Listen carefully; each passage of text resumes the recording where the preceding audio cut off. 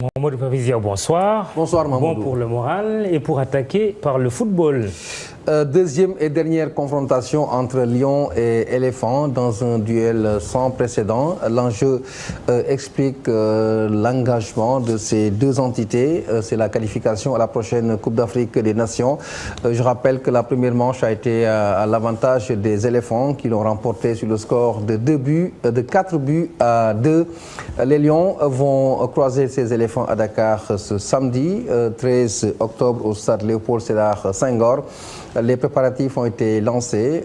Aujourd'hui, c'était donc le galop d'entraînement pour s'attaquer à cette rencontre. Je rappelle qu'en fin de journal, vous pourrez suivre un magazine consacré à ces préparatifs entre Lion du Sénégal et Éléphant de la Côte d'Ivoire, un magazine qui vous sera présenté par Mam Fatou Noï.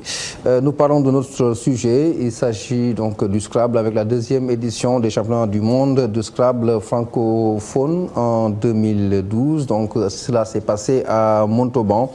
La paire Ousmane Diop et Ndongo Sila ont joué pour les Sénégalais en perdant à la dernière manche de 2 points simplement. C'est ce qui démontre le niveau élevé de la compétition d'après le Sénégalais Ndongo Sila, que je vous propose d'écouter au micro de Cheikh Sadibou Diarra et de Pape Fall.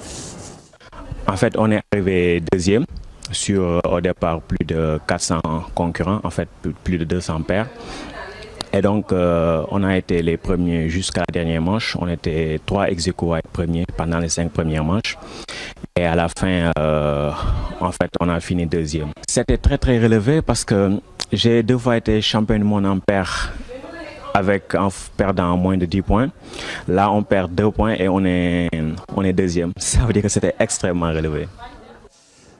Et nous parlons de la 21e promotion de garde rapprochée qui est sortie ce week-end. Elle a reçu donc la formation de maître Abdoulatif Mbaye, sanctionné par la réception d'attestation ce week-end. Comme je l'ai dit, maître Abdoulatif Mbaye est 5e dan en taekwondo.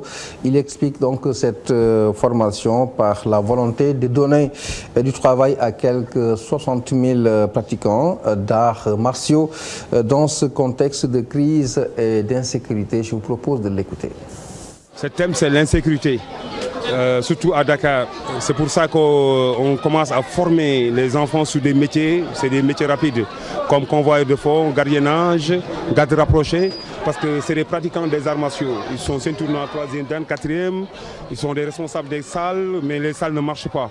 Aujourd'hui, il y a une 21e promo qui est sortie sur la formation.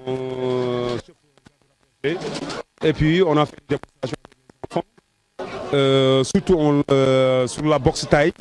On a amené cette année-ci 2 experts thaïlandais. Ils ont formé 90 personnes. Actuellement, on veut installer une fédération de boxe thaï. Voilà, cet élément met fin à cette page sportive. Merci de nous avoir suivis. Merci. Mamadou Pavizia.